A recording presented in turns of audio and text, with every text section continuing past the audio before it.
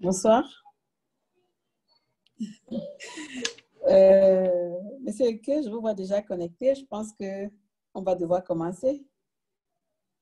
D'accord, ça marche.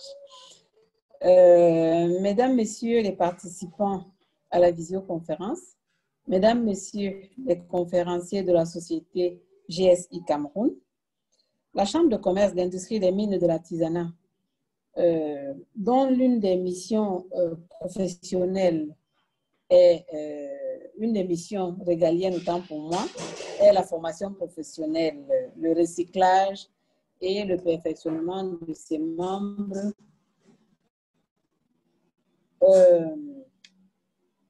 ainsi que leurs collaborateurs d'ailleurs, est honoré de vous accueillir à cette séance de visioconférence dont l'objet est la présentation de cet outil de gestion qu'est le code barre. Au nom de, je vous remercie d'avoir répondu nombreux à notre invitation et vous souhaite une chaleureuse bienvenue à cet atelier. Mes remerciements s'adressent plus particulièrement à nos partenaires de la GSI Cameroun et les travaux et ont bien voulu préparer les supports dont la présentation vous sera faite tout à l'heure et répondant à toutes les questions que vous leur poserez ensuite sur le sujet. Chaque jour dans le monde, plus de 8 milliards de produits sont scannés et vendus après la lecture du fameux code barre, encore appelé code à barre. Ce petit pictogramme est entré dans la vie et fait partie du quotidien des milliards de consommateurs depuis son lancement en 1973. Le code à barre se présente à nous sous forme d'une étiquette sur laquelle est inscrit un code de 8 à 13 chiffres. Et il sert à identifier automatiquement un article et ou même son emballage. Il sert en réalité, pour le dire, plus qu'un simple affichage du prix de vente en caisse. Il est généralement imprimé au moment de la production et utilisé pour automatiser les activités au point de vente en s'appuyant sur les techniques d'identification et de saisie de données automatiques. Je peux dire que son usage pratique comme outil de gestion de stock présente de nombreux avantages aux commerçants et participe à l'amélioration de la productivité des entreprises de distribution.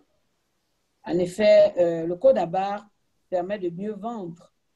C'est un moyen rapide et facile et efficace de suivi de stock grâce à une codification qui permet un contrôle spécifique des données de fabrication et même de commercialisation du produit. Il permet également de digitaliser les produits, automatiser les transactions et assurer la traçabilité des produits en sachant qu'ils sont en stock ou épuisés. La société GSI Cameroun que nous avons invité à nous animer, pour nous animer ce webinaire, est une filiale d'une organisation officielle de certification dans le monde. Elle délivre les codes à barre aux entreprises. Ses représentants vous indiqueront ici même la nature des produits qu'ils délivrent et les procédures à suivre pour y adhérer. Ils vous indiqueront également comment ils prennent en compte les normes camerounaises dans la délivrance des codes à barre. Il va de soi qu'à l'issue de la présentation, la lecture d'une étiquette des codes à barre ne présentera de secret ou de mystère pour aucun d'entre vous et chacun saura la signification même de chaque groupe de chiffres qui constitue un code à barre. Mesdames, Messieurs, la modernisation de la gestion de nos entreprises et l'amélioration de leur compétitivité est un souci permanent de notre chambre consulaire. Celle-ci passe par un renforcement des capacités des dirigeants, autant pour moi et leurs collaborateurs. Donc, l'organisation de sessions de formation et d'information du type de celle-ci qui nous réunit cet après-midi relève de notre effort de parvenir à ce but. Notre souhait étant que les dirigeants des PME, notamment ceux du secteur de la distribution, optimisent davantage sur leur gestion et en introduisant ce type d'outils modernes, outils d'usage facile depuis peu. Depuis que la société GSI Cameroun est implantée localement, vous n'aurez plus nécessairement besoin de passer par un intermédiaire pour bénéficier de cet outil. Donc, je vous encourage ici fortement à vous rapprocher de la société pour examiner avec ses responsables les voies et moyens d'arrimer davantage votre gestion quotidienne à la modernité. Je vais de soi passer la parole au conférencier. Je vais m'arrêter là tout en vous souhaitant une bonne et fructueuse séance de travail et vous remercie de votre attention. Merci.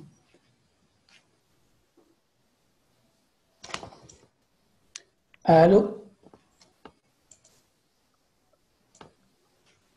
Vous avez la parole, Chimissa. Oui, merci, Madame Diop. Vraiment, je voudrais juste, avant de commencer cette conférence, donner quelques remerciements sincères de la part de GS1, GS1 Cameroun. Donc ici, pour ceux qui ne le savent pas, effectivement, la mise sur pied de GS1 telle qu'elle est aujourd'hui est le fruit vient donc des institutions telles que la Chambre de commerce et des opérateurs économiques. Donc nous avons mis 3 ans donc, à faire naître on va dire, ce bébé, et il est temps maintenant de pouvoir, on va dire, en profiter, de le faire grandir. Donc ça, c'est un point. Et je voudrais remercier également pour l'opportunité ici qui est offerte, donc à travers ce webinaire, de permettre aux entreprises camerounaises, effectivement, de démystifier le code barre et d'évaluer comment il peut contribuer, effectivement, à créer une opportunité de croissance, on va dire, locale comme internationale. Donc ici, pour répondre à cette conjoncture économique.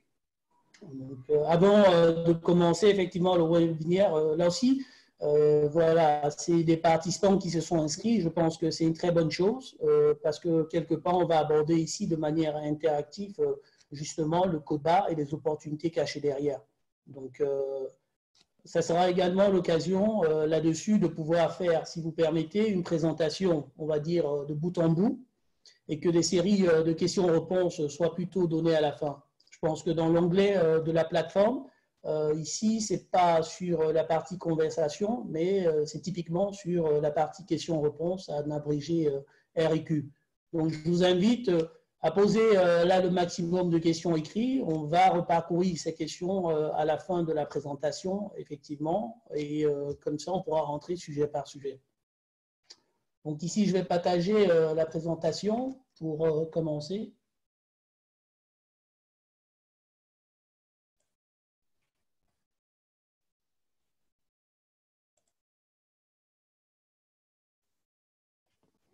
Alors, j'espère que tout le monde a accès à l'écran.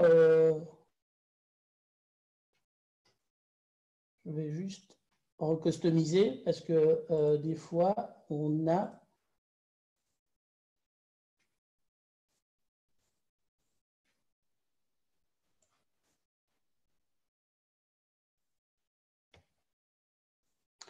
Alors, j'espère que ça a été réglé au bon format. Donc ici, en fait, je commencerai là-dessus par, effectivement, on va dire, parler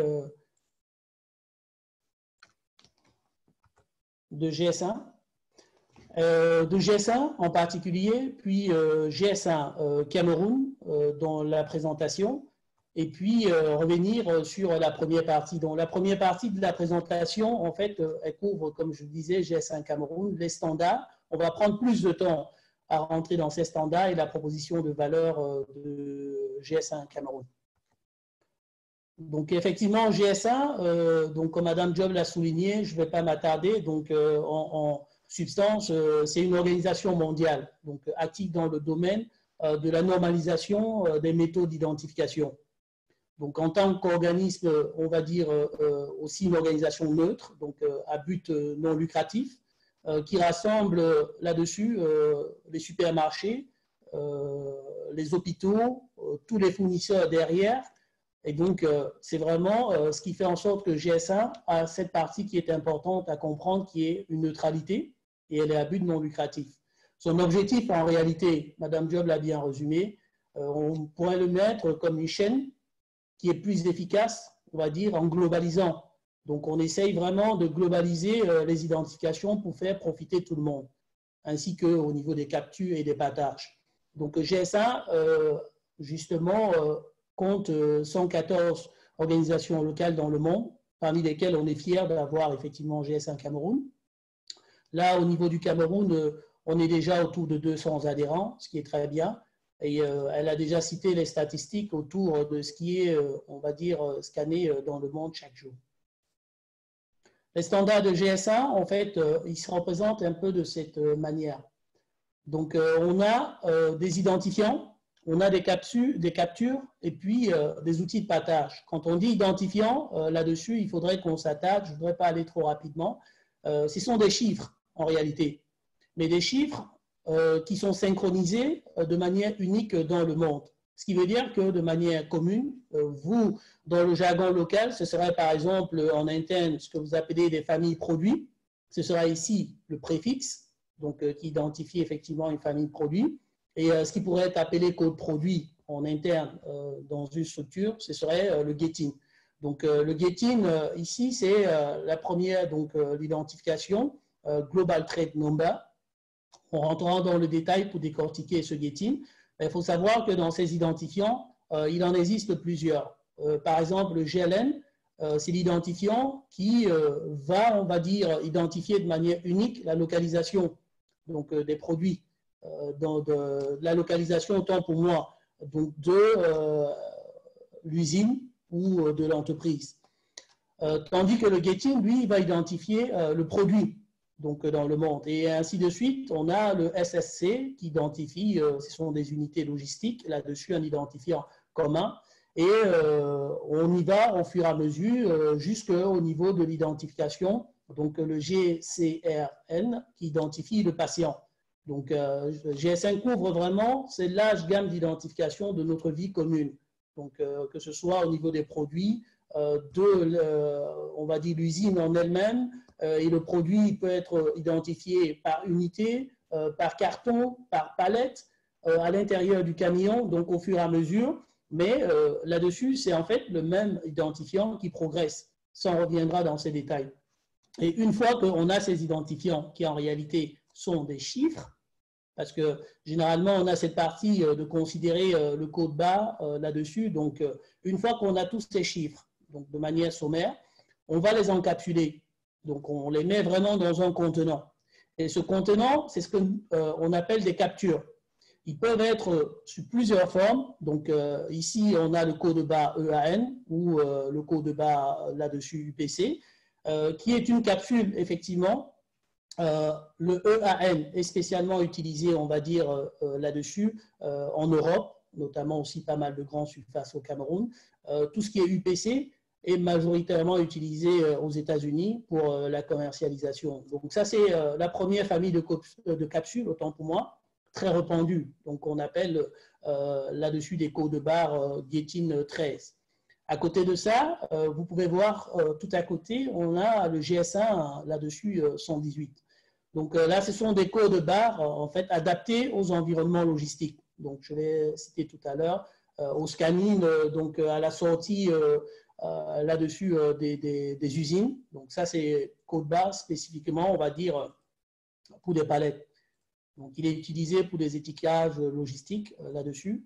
Puis, on a une autre famille de codes barres qui est le ITF14, donc un code barre adapté aux environnements aussi logistiques également là-dessus. Mais par contre, lui, on va dire, il peut justement être imprimé de manière directe sur des emballages carton onduleux. Donc, ce sont des codes barres, donc l'impression est assez robuste pour pouvoir justement être imprimé sur ce type d'emballage. Donc, ça, c'est le type de capsule qu'on a choisi. Donc, pour résumer, on a des identifiants, des chiffres, on a des capsules, différents types de capsules. Et là, on est situé au niveau de cette capsule qui est le code barre ITF 14, dont je disais là-dessus, effectivement, que c'est adapté pour des cartons, donc pour des impressions, on va dire, ondulables. Puis on a également les codes barres data bar. Donc ceux-là, ce sont des codes barres linéaires en fait. Ce type de code barre est plus utilisé en fait principalement sur des articles au poids, donc ceux dont on scanne à la caisse. Je pense que vous pourriez avoir dans les grandes surfaces où vous prenez le produit, une fois qu'il est mis au poids, là-dessus, on a le code barre qui est généré. Donc, c'est cette famille. Puis également, on a le code barre, donc ici, data matrice, qui est une spécificité de GS1, concrètement, qui s'arrive beaucoup plus au niveau des médicaments. Mais on peut tout aussi bien l'utiliser pour identifier des produits. La seule contrainte au niveau des data matrices, c'est que vous l'avez tous dans vos boîtes de médicaments, en fait. C'est qu'à l'intérieur de ces capsules, il identifie ou il renseigne, on va dire là-dessus, la date de fabrication de votre lot. Si vous lancez un lot de production cette semaine, il y a le numéro de lot. Et puis, si vous avez décidé que la série, c'est de 0 à 100, ben, le numéro de série. C'est pour ça qu'on l'appelle un peu le type de code barre sérialisé. Pardon. Et à côté, on a également, on peut renseigner les dates de péremption. Donc, la date de péremption du produit. Donc, toutes ces informations sont contenues à l'intérieur des data matrices. Donc, c'est une capsule. Juste une parenthèse pour ces data matrices. Malheureusement, parce qu'au Cameroun, ça pourrait énormément nous aider. On viendra lors de la présentation. Mais la limite, c'est d'avoir effectivement une unité de packaging ou une usine d'emballage. Parce que vous conviendrez avec moi que si vous utilisez ce type de capsule, il faudrait déjà, on va dire, mois par mois ou semaine par semaine, ça dépend de la date à laquelle on lance la production, anticiper pour demander à l'imprimeur d'anticiper sur des petits flux diffus. Ce qui veut dire que la plupart de nos opérateurs, pour l'instant, commandent à l'extérieur en grande quantité. Pardon, économie d'échelle oblige.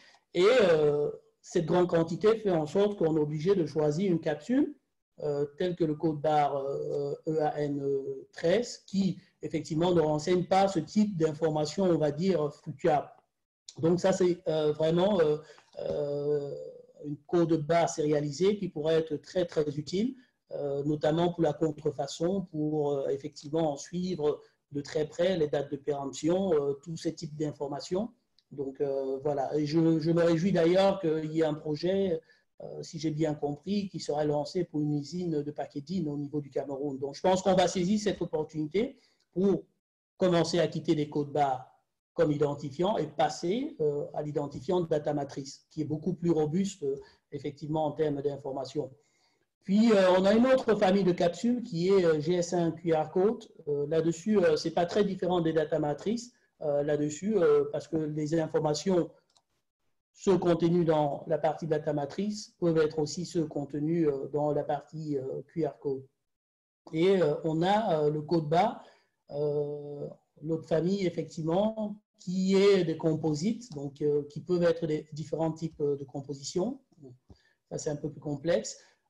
Puis, une autre famille de codes barres, même si on ne le cite pas assez, donc c'est tout ce qui est RFID. Oui, parce qu'effectivement, on a souvent l'impression que tous ces puces RFID, quand vous rentrez dans des magasins et que, par exemple, il y a un article qui n'a pas été payé là-dessus, quand on a au niveau des inventaires de manière automatique, donc tous ces petits puces, en tout cas, sont disponibles au sein de GS1 Cameroun. Donc, c'est aussi un code barre en réalité. Et à côté de ça, en fait, GS1 a développé un principe, on va redétailler ça par la suite, donc, qui s'appelle EPC, global. Donc, c'est un standard qui permet aux entreprises d'utiliser des technologies RFID. Donc, c'est des d'identification par radiofréquence, hein, entendez, tout au long de la chaîne logistique. Donc, également, il n'y a aucun frein à pouvoir l'utiliser. Ils sont disponibles au niveau de GS1 Cameroun et l'accompagnement et l'expertise sont également présents. Puis, passer cette partie de capsule, au niveau des standards ou de capture, on passe effectivement au niveau du partage. Donc, le partage, une fois qu'on a effectivement ces informations, ben, c'est de pouvoir les stocker ou les partager. Et à l'intérieur, on a effectivement une grande base de données, mais qui peut tout aussi bien être mise localement. On en parlera dans ce webinaire. C'est le GDSN qui permet aux producteurs, aux commerçants d'échanger dans le monde entier. Donc, leurs données concernant des produits. Là-dessus, avec l'avantage que chaque fournisseur ou dessus, voilà, commerçant peut avoir, investir à moindre coût au lieu d'avoir toute une structure informatique d'une data warehouse, d'une grande base de données, ben on synchronise cet effort et de plus, on a une synergie. Donc, cette base de données, on en discutera là-dessus comme option, comme opportunité, en tout cas à saisir. Puis, on a la partie des transactions EDI. Donc, là, ce sont des transactions qui se font directement pour dématérialiser, on va dire, tout ce qui est facture, qui permettent de faire un envoi, donc on appelle généralement cash to order, donc ce qui actuellement est encore actif au Cameroun, où on essaye d'envoyer un devis, par la suite on reçoit le devis, on envoie une facture, on reçoit la confirmation. Tous ces échanges d'informations aujourd'hui, avec le système GS1, ben, ce sera directement dématérialisé et informatisé. Et croyez-moi, la technologie, elle est accessible. Tout est déjà fait, ce sont des messages déjà standardisés sur lesquels, voilà, on en discutera, on parlera de ça également dans son webinaire. Et l'autre type d'échange, on en a parlé tout à l'heure, c'est tout ce qui est éthique. Donc, cela est basé, en fait, on va rentrer dans le détail sur les RFID. Donc, à savoir de pouvoir capter les informations au niveau de la traçabilité. Il y a eu un événement, ça s'est passé où? Est-ce que c'était une vente? Pour quelle quantité? Donc, peut-être pas la quantité, mais effectivement capter où ça s'est passé, qui l'a fait, comment et pourquoi. Donc, ces quatre types d'informations, en tout cas, on les recueille à travers cette puce RFID et le support ou la plateforme dédiée, en tout cas, est appelé EPCIS. Donc, voilà en substance. Au niveau des standards, si je dois résumer, les standards GS1 s'appuient sur trois piliers. Le premier pilier, c'est l'identification. L'identification qui sont en fait des identifiants, on va dire clairement là-dessus des chiffres. Puis par la suite, on les encapsule effectivement à l'intérieur de différents types de codes barres. Et là-dessus, on a vu qu'il ne fallait pas se limiter au EAN 13, qu'il en existait plusieurs autres accessibles selon vraiment, on va dire, le besoin, parce qu'il y a énormément de besoins et on se limite par manque, on va dire, de cette formation, mais on est là pour ça. Et le dernier, qui est l'échange, qui permet effectivement d'avoir des plateformes pour échanger des informations là-dessus. Donc, ces trois piliers. Une fois que ces standards sont dits, c'est de rentrer dans le principal. Donc là-dessus, la clé d'identification, on en parlait tout à l'heure, donc le GETIN, ici Global Trade ID Number, en abrégé, identifie les produits, donc on l'a ici. Également, on avait passé en revue le GLN qui identifie plutôt les lieux de localisation et puis le SSCN qui identifiait voilà, l'unité d'expédition. Ça, c'est en gros. Ce que je voudrais préciser ici, c'est que ces chiffres, ils sont uniques. Ils sont uniques si vous identifiez vos produits, vous avez une identification tant locale qu'internationale. Donc, ça, c'est déjà un grand avantage. Non significatif parce que, effectivement, à l'intérieur de ces chiffres, c'est après, à chaque unité à l'intérieur, en interne, à pouvoir mettre de l'intelligence, on va dire, là-dessus, dans ce qu'elle voudrait comme identification. Est-ce qu'on a une famille de produits, par exemple, qui commence, c'est une gamme de savons? Ben, on va prendre un certain type d'identification. C'est peut-être de la vaisselle, un autre type. Mais GS1 Cameroun est là pour accompagner quand on veut mettre de l'intelligence dans la donnée. Mais à la base, elle est non significative. International, ça je l'ai cité, et puis sécurisé. Donc vous pouvez être certain, si vous avez votre identifiant aujourd'hui, elle est référencée partout, localement et dans le monde, et vous êtes les seuls à avoir accès. On rediscutera de cette sécurité également. Ben ici, c'est l'exemple du code barre là-dessus, 617, donc avec effectivement cette partie qui est aussi utilisée, on va dire, dans la partie des laboratoires ou autres. Donc, ça, je l'ai dit de manière certaine, c'est que chaque produit qui doit se distinguer d'un autre reçoit un GETIN. Donc, il est unique. Et le GETIN demeure inchangé si les caractéristiques de ce produit restent inchangées. Je m'explique. C'est-à-dire qu'on ne peut pas, on aura l'occasion de regarder l'exemple de mauvaise codification, on ne peut pas prendre un produit ou une référence ou une famille de produits et attribuer deux types d'identifiants en même temps. Ça, c'est impossible parce que même déjà au niveau interne, voilà, ça n'irait pas dans l'optimisation des processus en interne. Et c'est la même chose, effectivement, là-dessus que, voilà, un GETIN égale un produit de manière claire et nette. Ça, c'est, je voudrais passer au niveau du Gettin 13 pour vous expliquer, parce que c'est le Gettin le plus densément identifié, en tout cas utilisé, au niveau de GS1 Cameroun. Et elle se constitue de cette manière. On rentrera dans les détails. Si vous avez des questions, n'hésitez pas. Donc ici, ça, je décortique au niveau du Gettin 13. Les 3 premiers chiffres, c'est l'identifiant du pays, ou le code pays, comme on l'appelle. Au Cameroun, c'est le 617.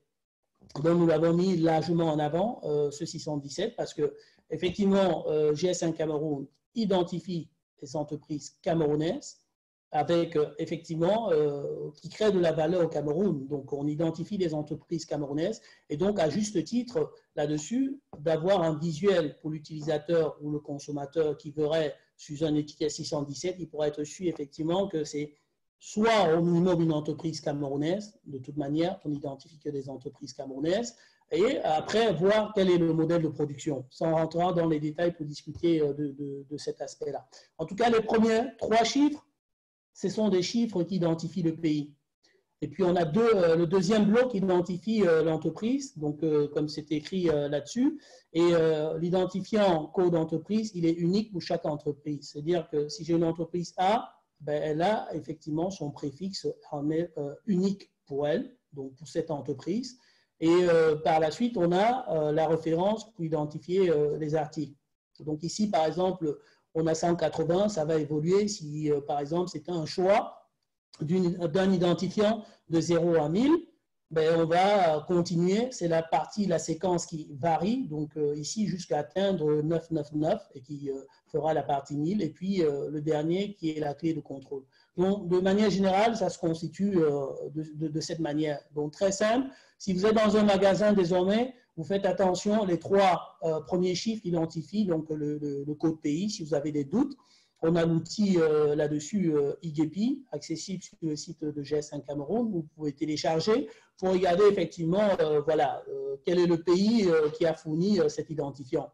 Et de manière indirecte, généralement, donc voilà, dans l'approche de GS1, c'est que chaque pays doit accompagner ses propres producteurs à l'intérieur. Donc il y a, on va dire, 90% de chances ou 80%, je ne sais pas, que cette entreprise, effectivement, est pour production locale, donc ce pays.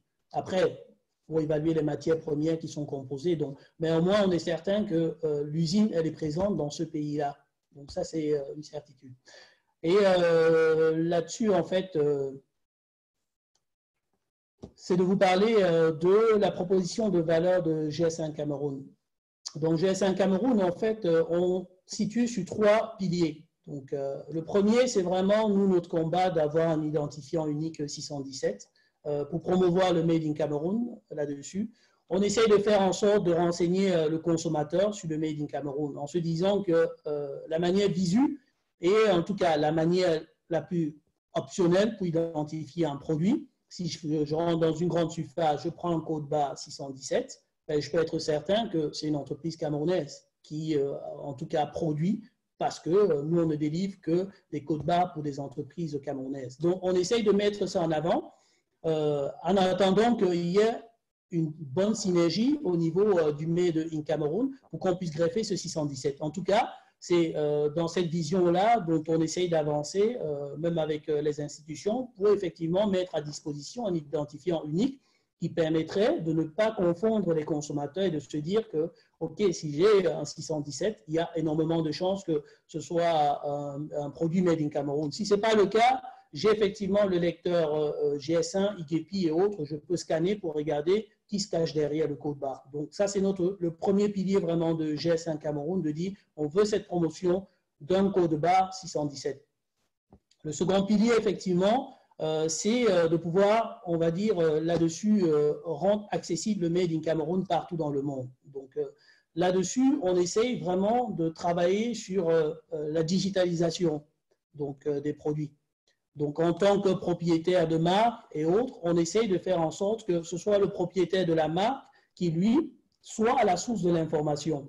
Et on a des outils pour ça. C'est-à-dire que aujourd'hui, pas mal de codes barres, on rentrera dans les détails, sont des codes barres, en gros, dont l'information n'est pas reliée. On essaye de faire en sorte que si c'est moi qui suis ce code barre est attribué à ma structure, c'est moi qui devrais renseigner l'information qui se trouve à l'intérieur. Donc, il y a cette plateforme dont on montrera tout à l'heure des GS1 et il est responsable de ces informations parce qu'il est propriétaire de son produit. Et ces informations, ben, on les digitalise, ils sont accessibles sur toutes les plateformes, que ce soit pour du e-commerce, que ce soit pour des grandes distributions, donc que ce soit lui-même pour la promotion et prospecter à l'international.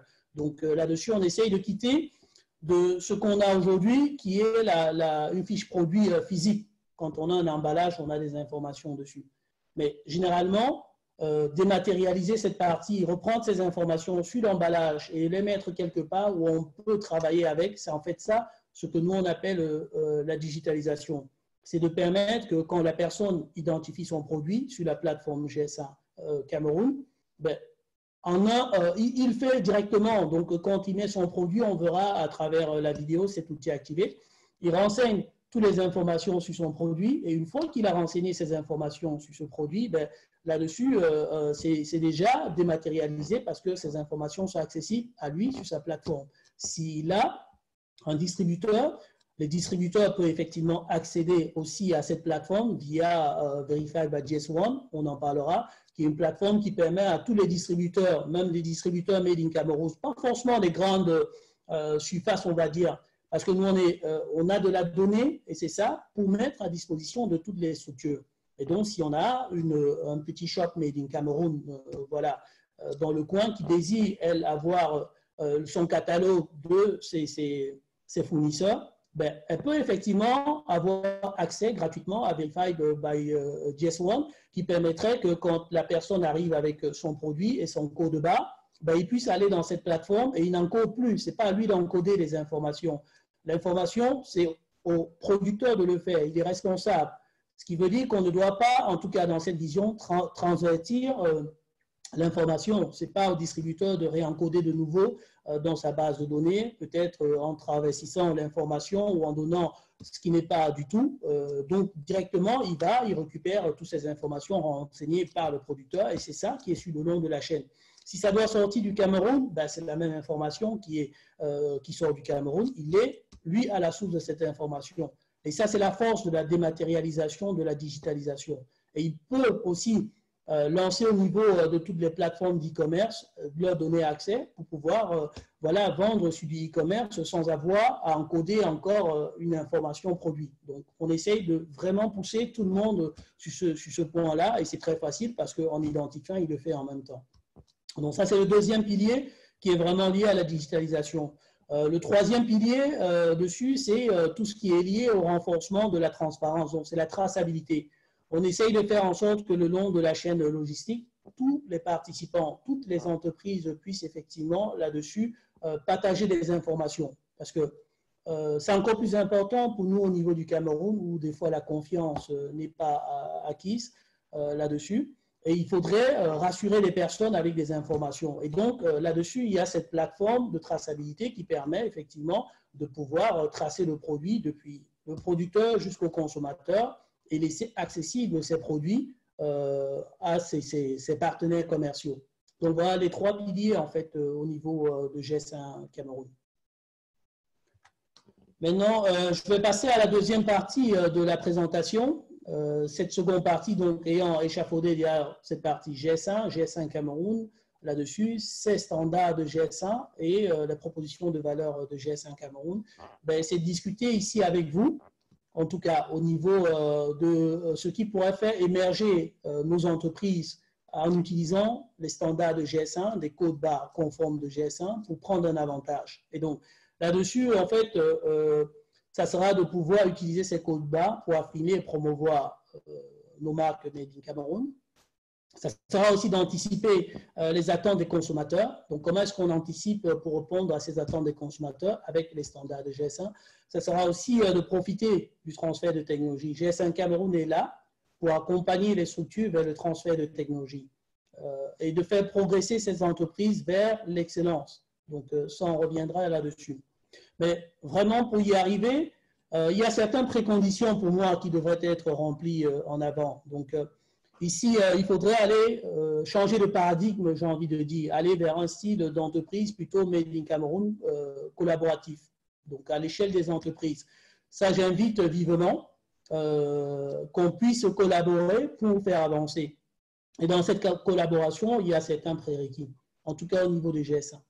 Le premier, c'est vraiment là-dessus tout ce qu'on va dire en tant que la réduction de la prolifération des codes barres. Donc, on a au niveau des GS1 Cameroun, c'est triste de le dire, mais pas mal de revendeurs. Je comprends tout à fait qu'il y ait cette partie à pouvoir gagner sa vie là-dessus, mais c'est vraiment une entrave au niveau global, parce que effectivement, ces revendeurs de codes barres, ils vendent des codes barres non conformes. Puis aussi, il y a des codes barres qui sont des codes barres alternatives aux codes barres GS1 sans frais d'entrée là-dessus.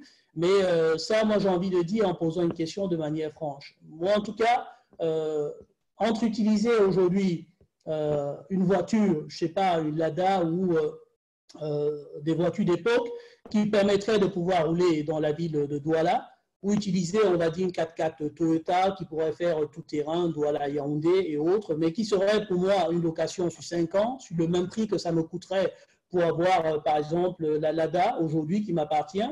Je pense qu'il est plus judicieux de pouvoir se dire, je préfère moi une 4x4 qui est chaque fois investie dans l'innovation, qui n'a pas pour but là-dessus, on va dire, pécunier, et qui investit au moment dans l'innovation et qui va vous permettre d'avoir la 4x4 toujours à point et voilà, en dernière ligne d'innovation.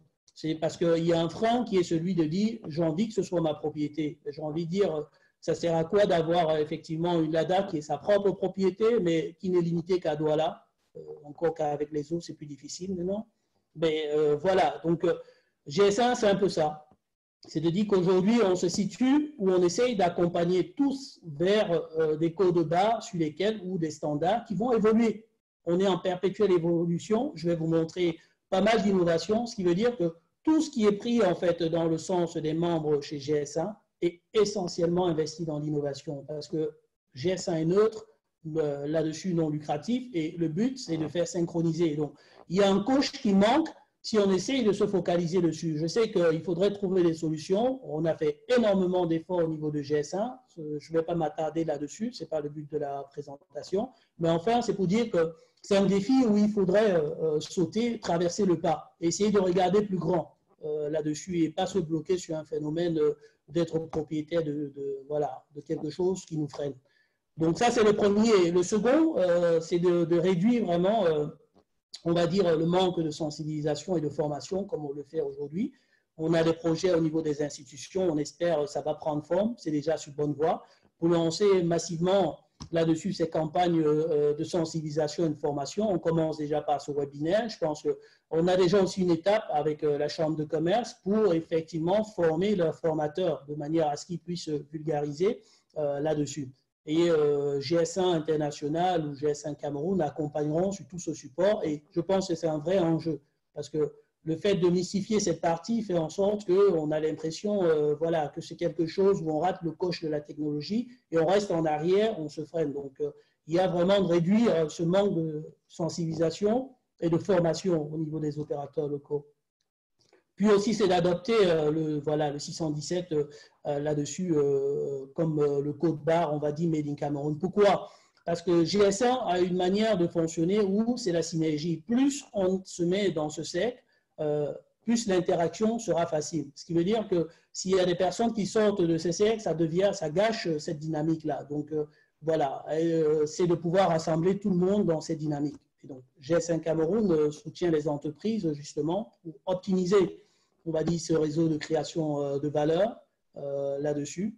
Et donc, voilà, c'est la raison pour laquelle la collaboration à l'échelle d'entreprise, elle est importante, que je soulignais. Donc, une fois que ces prérequis sont balayés, pour moi, c'est de progresser pour émerger, faire vraiment émerger nos entreprises camerounaises en cette période de Covid-19. Alors, là-dessus, je parlais d'affiner et de promouvoir nos marques Made in Cameroun, concrètement. Donc, ces marques Made in Cameroun, il y a un quota, ce n'est un secret pour personne, au niveau des grandes surfaces aujourd'hui. Voilà, on est loin de les atteindre et il faut faire en sorte qu'on puisse augmenter ce quota.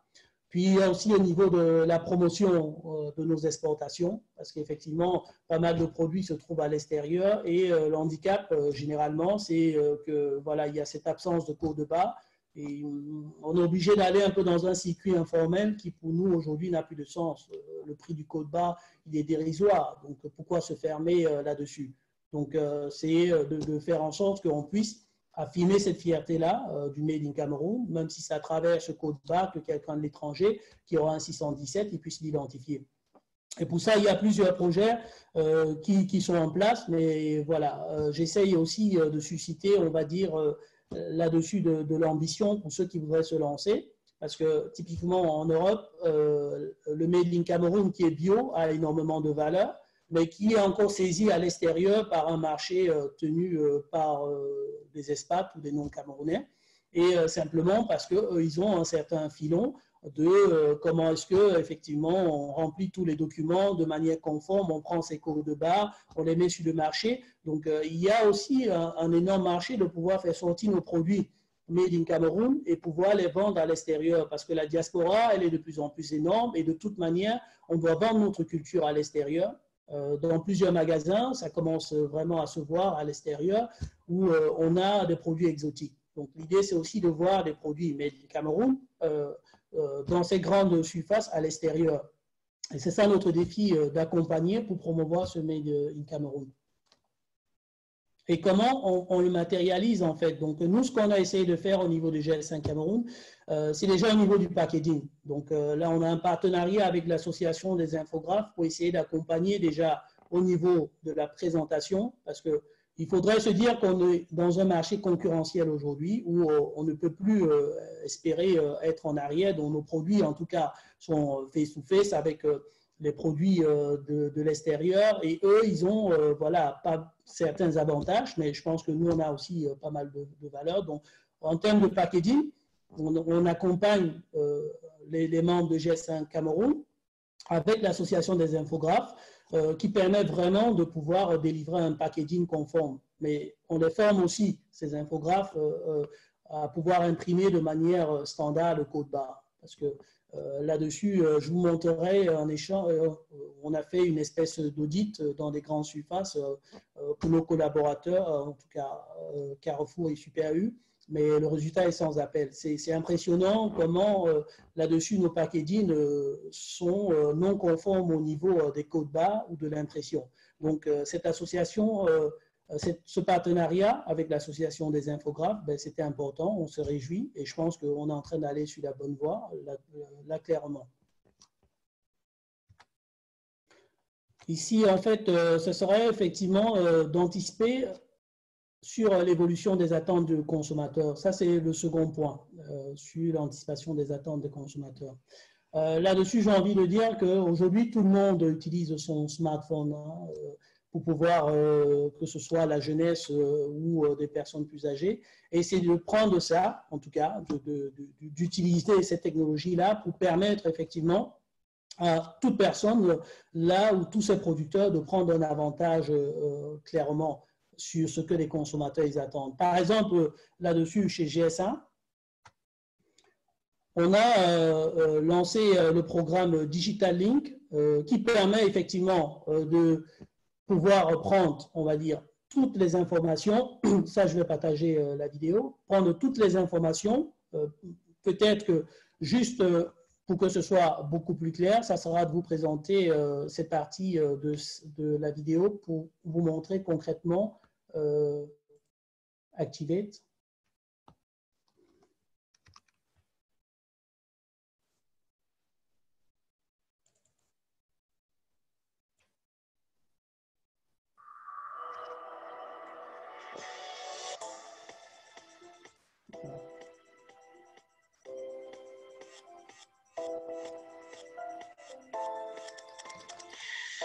Je ne sais pas si là, vous avez accès à où j'ai dû partager sur le mauvais écran, je pense.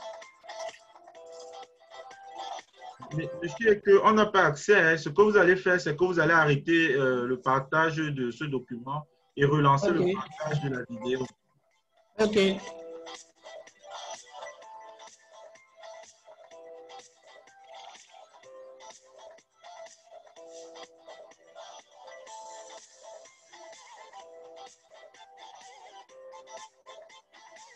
Le partage est arrêté? Non, nous n'avons pas accès. Nous n'avons pas accès. Ok. Ce que vous faites, monsieur, c'est que vous arrêtez déjà le partage d'écran du PowerPoint qui est en cours. Ok. Merci. Et ensuite, vous relancez un nouveau partage. Vous partagez la vidéo. Donc, vous arrêtez déjà le partage du PowerPoint en cours. Ok.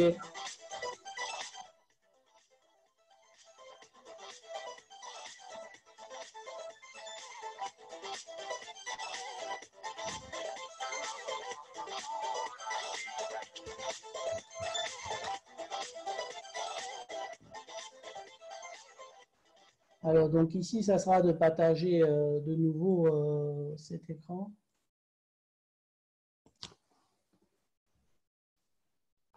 Alors, donc là, je reviens rapidement sur le partage de l'écran. J'espère que vous avez accès. Là, je vais couper le son, juste pour vous montrer assez rapidement. Là-dessus, en fait, qu'est-ce qui se passe? Donc, je reviens rapidement sur là-dessus, comment le produit, clairement, il est.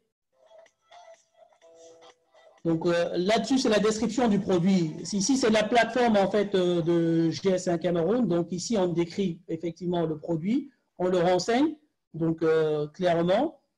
Et je vais avancer un peu. Une fois qu'on a renseigné toutes les informations sur le produit, que ce soit au niveau de la langue, de son poids, des différents, on accroche l'image du produit proprement dit, là-dessus. Et on finalise effectivement cette image. Et une fois que c'est fait, ben, on génère son code barre clairement là-dessus. Donc, grosso modo, en fait, là-dessus, je vais rebasculer de nouveau. C'est de vous expliquer que cette plateforme, vous l'avez vu, elle permet effectivement de pouvoir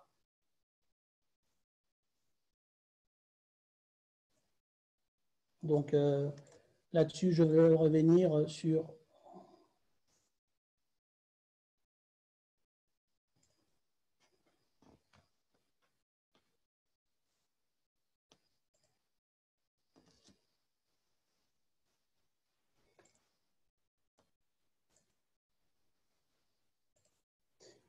alors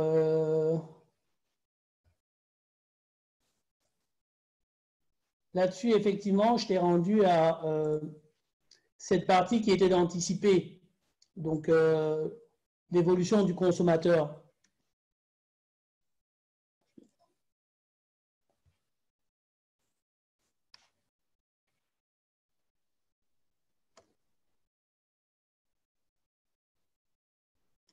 Alors, dans l'anticipation de l'évolution du consommateur, je ne sais pas si vous avez de nouveau accès à l'écran, je l'ai repartagé de nouveau.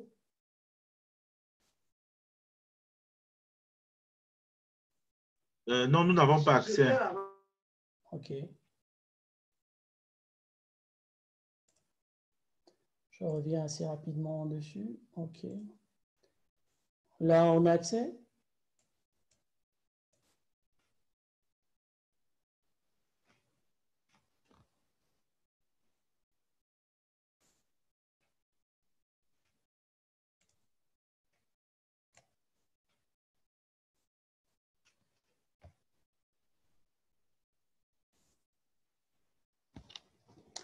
Alors, là c'est fait?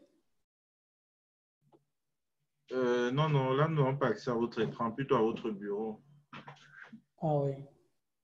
Au PowerPoint, plutôt à votre bureau. Donc, Oui, désolé. Vous partagez le PowerPoint. Si vous allez sur Diaporama, vous commencez à partir de la diapositive actuelle. C'est fait? Donc, vous allez à Diaporama. Oui. Je pense que là, ça devrait être visible, non? Non, non, non, pas du tout, c'est pas visible.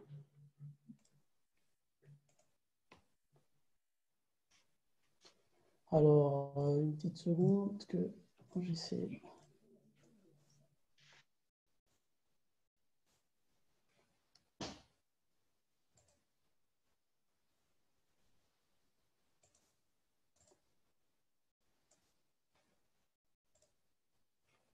Alors, donc c'est toujours sur cet écran. Et là, toujours pas. Non, non, c'est toujours pas le cas. Bon, ce que vous allez faire, c'est que vous allez continuer comme ça. Je pense que même à ce niveau, c'est visible. Ok, donc, mais vous avez accès à un écran ou Et non? on a accès à l'écran. Le problème, c'est qu'on n'a pas accès au mode diaporama. Ah, Euh, ok, ok, ok. Le mot de diaporama, oui. Normalement, il devrait être sur la rubrique. Diaporama.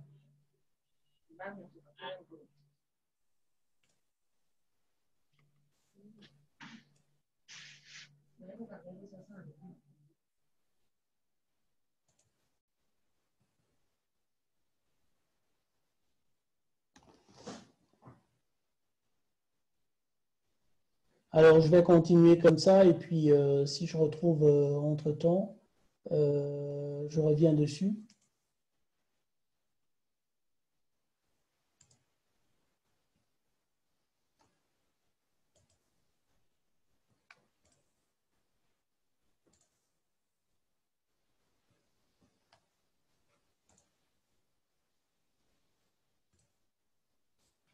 Alors, on va reprendre comme ça. Donc, j'étais au niveau de pouvoir effectivement affirmer tout ce qui était anticipation au niveau des consommateurs.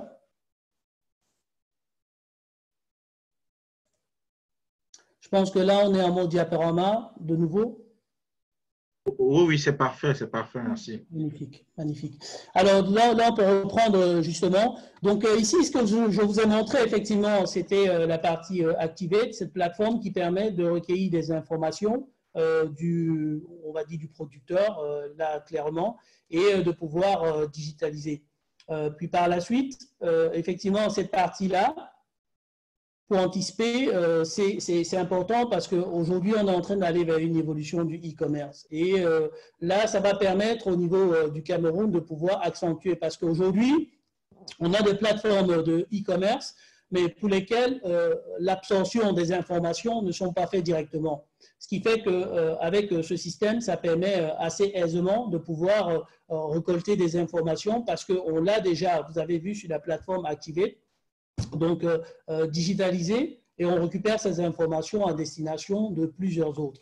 Puis également, un des autres avantages, c'est qu'on publie une seule fois et on diffuse partout dans le monde. Donc ça permet quelque part de pouvoir directement publier l'information et de diffuser partout dans le monde en une seule fois. Et un autre avantage également, c'est d'avoir la fiche produit.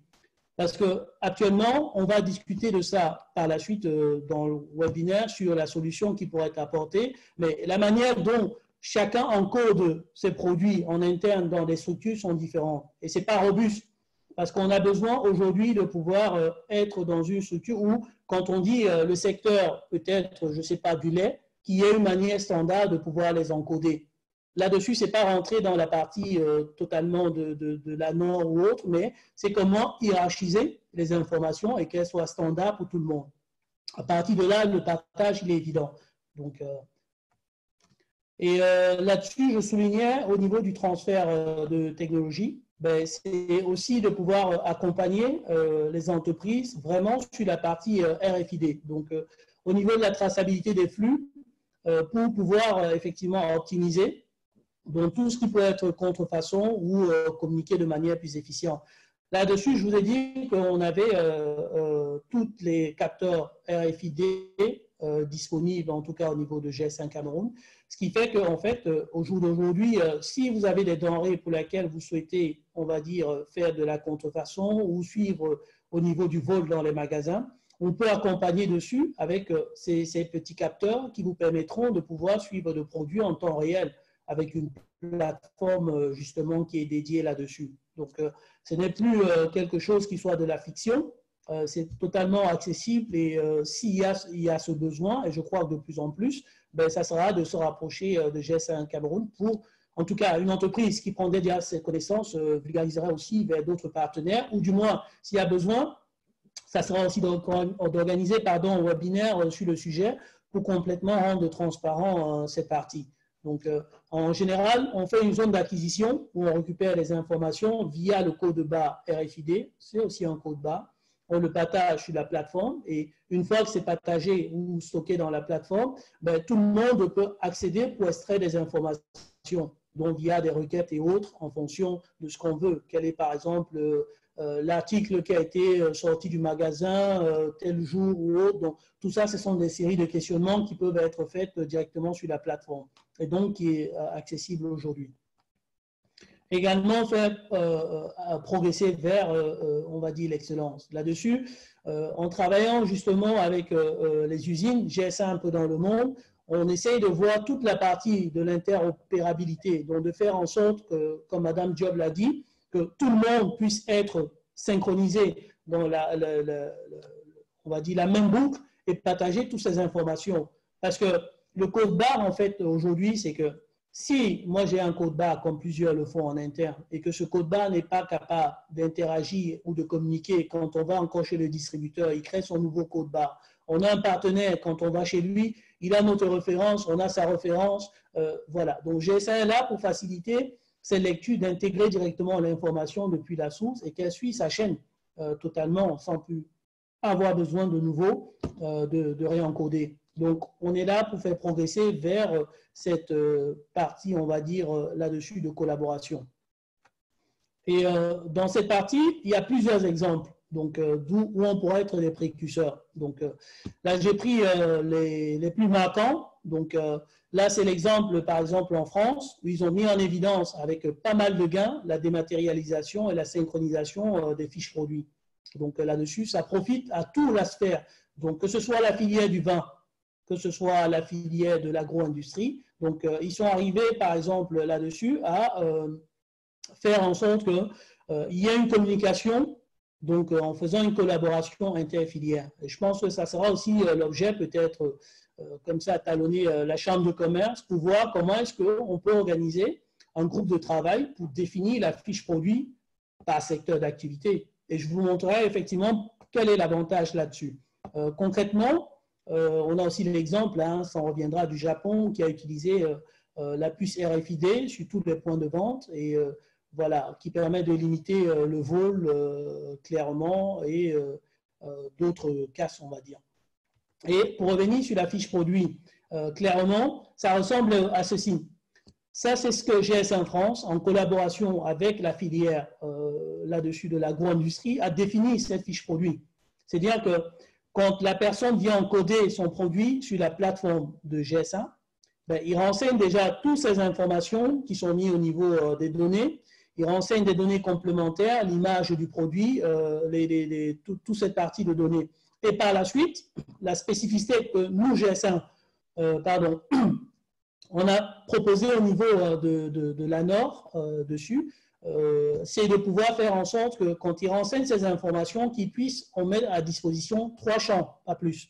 Un champ qui permettrait de renseigner le numéro de sa certification, un autre champ qui mettrait la date de fin, comme c'est généralement 3 ans de sa certification, et une date qui permettrait de faire une date de rappel, donc comme c'est tous les ans, chaque an là-dessus, et de manière à ce que, totalement en collaboration, on puisse envoyer un warning ou un message à la fois à l'ANOR ou la Chambre de commerce ou le producteur lui-même pour dire attention, vous arrivez à la date d'échéance, en moins de 2 mois, il faudrait revalider l'audit là-dessus. Donc ça, c'est par exemple des propositions où GS1 Cameroun peut accompagner localement ayant défini la fiche produit et à l'intérieur ajouter certains autres attributs qui permettraient de pouvoir effectivement renseigner ces informations. Quel serait l'avantage? Dire que aujourd'hui, chez GS1 Cameroun, quand on a un identifiant et qu'on désire, par exemple, renseigner ces informations sur une plateforme de recherche, que ce soit Google ou autre, ben, par un simple scanning, on a ces informations donc dédiées sur la plateforme. Alors, on fait de 2 manières. On demande d'abord l'autorisation ou c'est le producteur qui souhaite faire en sorte que ces informations soient accessibles au niveau de tous les moteurs de recherche. Parce qu'il y a une énorme désinformation, et c'est l'occasion pour moi de rappeler ici, l'information, elle est privée. Donc, cette information, elle ne se trouve dans des moteurs de recherche Google et autres que si le producteur, il a validé ou il a fait cette demande. Et une fois qu'il a fait cette demande chez GS1 Cameroun, il a deux options. Soit on lui dit, vous avez votre site Internet. On voit, c'est déjà renseigné, il y a une page reliée à la fiche produit. OK, on vous donne, nous-mêmes, on accompagne de manière gratuite de pouvoir référencer sur les moteurs de recherche en disant, OK, quand on va scanner votre code de barre, ben, ça sera directement référencé sur un moteur de recherche qui va référencer votre site Internet. Parce que vous avez votre site Internet, parce que vous avez une page, parce que vous avez un site Facebook et autres.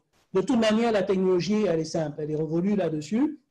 C'est actuellement d'indiquer une fois dans ce qu'il a renseigné, sa plateforme, où est-ce que, quand on scanne ce code de barre, ce get-in, où est-ce qu'il doit aller lire l'information. Donc, s'il a sa plateforme, tant mieux, on renseigne dessus.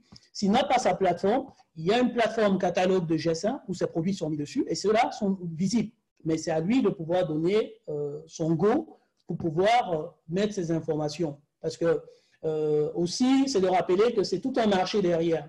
Parce qu'il y a effectivement des opérateurs, par exemple, qui délivrent plusieurs lecteurs de code barre gratuits, mais qui se rémunèrent avec le fait d'avoir des informations des producteurs disponibles sur la plateforme.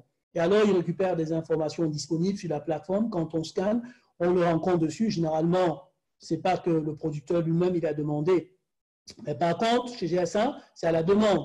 Par exemple, si on a des secteurs sensibles comme le secteur pharmaceutique, ben, les données, ça dépend de ce qu'ils veulent pouvoir retrouver. En tout cas, là-dessus, ça permet de pouvoir faire quoi? Mettre l'information accessible en scannant le code barre. La jeunesse utilise énormément des smartphones. Et là-dessus, de renseigner, est-ce qu'il y a voilà, un ISO associé dessus, un NC au niveau de la norme, et si c'est associé dessus, ben, quelle est la date de péremption et quelle est la date de renouvellement, et envoyer ce rappel. Donc, ça, c'est un peu les chantiers où on essaye de voir comment est-ce qu'on pourrait voilà, faire une collaboration avec ces entreprises. Une fois que cette collaboration elle est acquise et qu'on a défini la fiche produit telle que c'est, ben, ici, en fait, il y a déjà des modèles standards, donc plateformes dédiées de GS1 qui existent, qui permettent de pouvoir, c'est ça dont je soulignais tout à l'heure, EPCIS, qui permettent de pouvoir avoir, on va dire, directement des informations sur la traçabilité, parce qu'on a déjà une fiche produit complète. Et ça permet aussi d'avoir là-dessus la dématérialisation au niveau des factures. Donc là-dessus, je reviendrai pour vous montrer, mais déjà sur cette partie, une fois que le plus difficile est fait, de pouvoir avoir un modèle standard là-dessus des fiches produits et un modèle qui s'aligne au niveau international, ce qui veut dire qu'en envoyant aujourd'hui le Made in Cameroun partout dans le monde, ben, on serait arrimé à la manière de décrire le produit. Donc, que nous, on aura défini de manière et tout, en ajoutant quelques spécificités locales. Donc, le distributeur partout dans le monde qui voudrait commercialiser, il va sur la fiche produit, il n'a plus besoin de demander quoi que ce soit au producteur. Et le producteur, de toute manière, peut aussi faire sa prospection avec. Donc, voilà un peu un pan où on peut utiliser aujourd'hui le code barre derrière pour pouvoir saisir des opportunités à l'échelle internationale. Et on peut même, au niveau du Cameroun, ça j'invite aussi des jeunes informaticiens à développer des solutions totalement, parce qu'une fois que cette base de données est conforme et autres, ouverte, mais on peut en faire énormément de développement de solutions pour faciliter, on va dire, le commun des producteurs. Donc, ça, c'est sur ce point. Et la plateforme, elle est disponible, EPCIS, et de voir comment est-ce que ça fonctionne. Donc, à l'initiative, peut-être, on vulgariserait aussi en faisant peut-être dans des filières plus techniques, informatiques, pour montrer comment aujourd'hui elle est aussi révolue et on peut l'utiliser. Mais tout ça va avec le prérequis d'avoir un code barre standard conforme GS1. Ici, au niveau du développement de nos usines numériques pour saisir les opportunités, je soulignais tout à l'heure, on a effectivement une formidable occasion où nous, on pourrait facilement dématérialiser ce qu'on appelle EDI, donc c'est des échanges de données informatisés, pour permettre que des machines puissent communiquer entre elles. Ça, c'est notamment le cas avec pas mal de flux de facturation qui sont faits dans le terme de pouvoir réduire des papiers, de faciliter aussi la fiabilité des données, d'automatiser les processus là-dessus. Et ça fonctionne de quelle manière en fait? C'est assez basique quand on a les standards GS1. Parce que les standards GS1, il faut savoir que c'est une forme standardisée, structurée. Donc une fois que c'est structuré, on a un type de message qui part, qui dit OK, ça c'est ce type de message numéroté qui est par exemple un message de défi, un message qui revient en disant je valide le défi, un message qui repart, ça c'est la facturation. OK, après la facturation, c'est l'envoi du colis, réception. Tous ces échanges-là aujourd'hui, en fait, les machines totalement communiqueraient entre eux, juste en étant sur une plateforme tout à fait web, sur laquelle chaque producteur viendrait voilà, avec son ouverture renseigner et faire ses différentes transactions.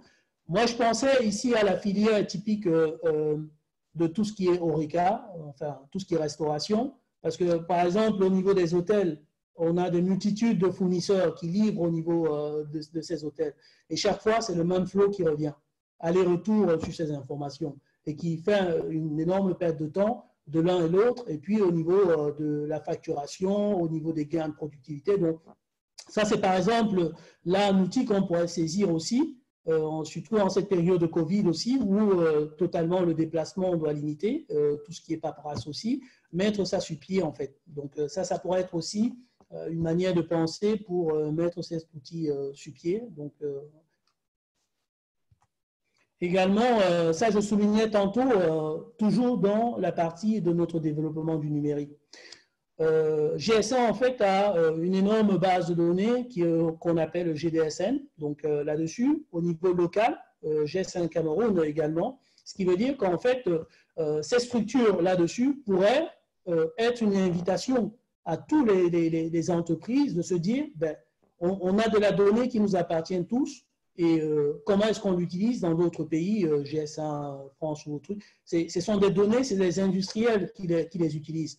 Donc, au lieu d'avoir un catalogue qui est fait chez soi avec toute sa fiche des différents, on a l'interface sur laquelle on peut effectivement communiquer entre tous les types d'industries au Cameroun là-dessus via cette plateforme avec des données qui, eux, seront déjà structurées, bien triées, bien rangées, classées, des fois classées même avec la forme structurelle au niveau, on va dire, international là-dessus. Et un des points aussi où je suis en train de voir la réalisation, c'est notamment au ministère de la Santé. Donc, on a déjà un projet en cours de traçabilité des médicaments au niveau du Cameroun. Par exemple, ici, ce serait voilà, cette partie de pouvoir effectivement déjà mener cette partie à succès pour pouvoir faire en sorte que tous les médicaments, en tout cas, soient centralisés sur cette base de données et que quand on puisse faire la lecture au niveau voilà, de n'importe quel lecteur sur notre smartphone, que ça nous renvoie effectivement aux produits proprement dit et aux réponses d'informations liées à la traçabilité. Donc ça, clairement, on est aussi en train d'aller sur ce pan-là, mais je pense que clairement, le même modèle peut être aussi implémenté au niveau des industries concrètement. Donc ça aussi, on peut accompagner au niveau des industries pour pouvoir clairement le faire dessus. Donc voilà, j'avais prévu quelques vidéos aussi pour vous montrer au niveau de la traçabilité avec les puces RFID, mais je ne me risquerai pas au risque de voilà, avoir un peu à chambouler tout ceci.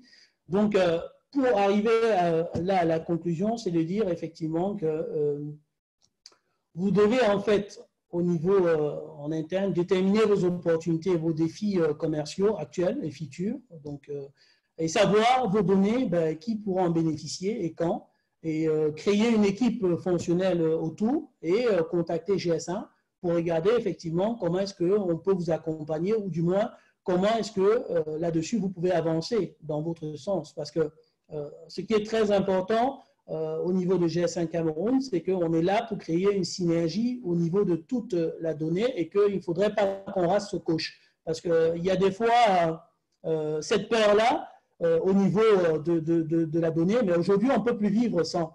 Et il faut l'encadrer, il faut que ce soit utilité, on va dire, mutuelle, très clairement, et c'est ça la vision de GS1 Cameroun, de se dire qu'il faudrait qu'on amène tout le monde à pouvoir effectivement collaborer, synchroniser les informations et que ces informations nous permettent de pouvoir développer, prendre l'avance dans la sous-région parce qu'on est la seule entité GS1 dans toute la sous-région, et je pense qu'on est aussi un moteur économique. On devrait saisir cette opportunité pour développer pas mal de choses, qu'on pourrait effectivement vendre cette expertise. Et GS1 Cameroun s'inscrit vraiment dans cette vulgarisation à la fois des codes barres, des standards GS1, de ce qu'elle peut apporter, et d'un autre côté, vraiment de transfert de technologie.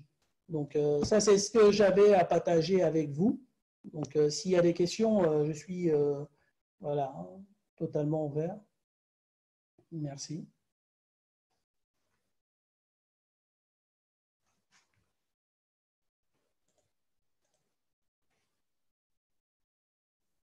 Alors, je vois ici, comment faire pour connaître qu'un code barre. Donc là, je vais prendre la première question. Comment créer un code barre?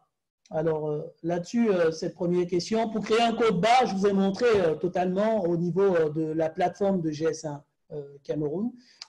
Là, on renseigne tout, sa fiche produit. Une fois qu'on l'a renseigné, on va juste, on clique sur générer un code barre et il génère un code barre. Voilà, on customise ce code barre. Attention, parce que il faut effectivement, là, derrière aussi, faire attention à l'impression du code barre. Parce qu'on le génère, mais il faut choisir la bonne couleur. Il faut choisir la bonne couleur, il faut choisir le bon format. Peut-être que là-dessus, ça sera un peu l'occasion aussi pour moi, très rapidement, de vous présenter le résultat, par exemple, de l'audit qui a été fait au niveau de Carrefour, donc sans indexer. Comme ça permettrait un peu là de voir où est-ce qu'on est aujourd'hui au niveau vraiment de la connaissance des codes barres ou de l'impression.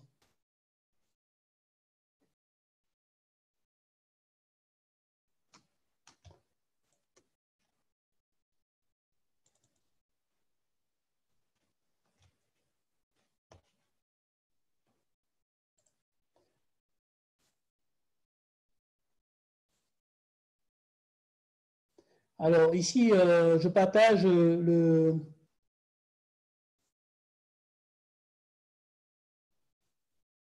Alors, donc ici, ça c'est la visite qui a été faite chez deux de nos collaborateurs, en tout cas Super U, Carrefour. Et là, ça a été fait en fait, donc le 1er et le 30 janvier, là-dessus autour. Et ça c'est par exemple là-dessus des résultats qu'on a obtenus. Donc en gros, on a l'absence des mâches, donc là-dessus des codes barres superposés. Des taches d'encre, bon, ça, c'est pas important. Là-dessus, des codes barres flous, illisibles, mais c'est pas ça le plus. Donc, ici, par exemple, ça, c'est l'impression des codes barres tels qu'on a eu. Ça, c'est quelques exemples de cas. Donc, là, on scanne, ça ne donnera rien du tout. Et c'est aussi de pouvoir regarder comment le faire. Ici, des codes barres qui ont été imprimés sans marge dessus. Là, c'est des codes barres où on a superposé de l'un sur l'autre, donc totalement au niveau du scanning. Là, c'est des codes barres, bon, là, c'est pas grave, tacheté d'encre, ici, assez flou. Ben, là, c'est le cas typique où on imprime des codes barres avec des couleurs où à la lecture, on ne verrait absolument rien dessus. Et c'est aussi des formations que nous, on donne aux infographes ou disponibles sur le site de GS1 Cameroun. On ne peut pas imprimer, par exemple, des codes barres d'une couleur voilà, jaune sur du blanc ou autre, parce que ce sont des lectures qui sont faites dessus. Donc, il y a une forme standard qui est mise dessus. Donc, pour ne citer que ça. Les plus, c'est d'avoir, par exemple, une mauvaise connaissance des codes barres où deux fois le même code barre est utilisé pour identifier deux produits différents. Donc, par exemple, là-dessus, c'est pas robuste. Et on a aussi un phénomène là des revendeurs qui prennent des codes barres des autres produits dans d'autres pays et qui concrètement enfin l'utilisent au niveau du Cameroun et qui ne renvoient aucunement à un produit camerounais alors qu'effectivement le producteur croit être propriétaire ou en tout cas derrière ce code barre. Donc ça c'est des cas de contrefaçon par exemple.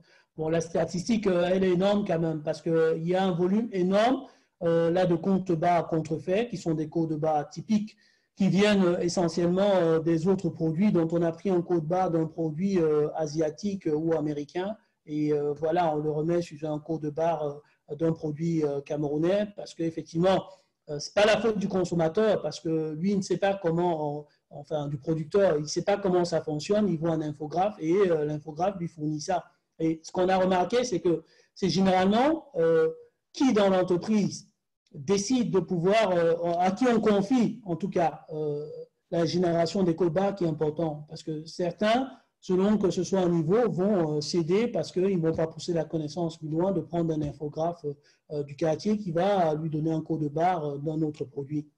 Donc là, ça renvoie encore à cette partie de pouvoir sensibiliser les opérateurs économiques sur cette partie de code barre. Donc voilà.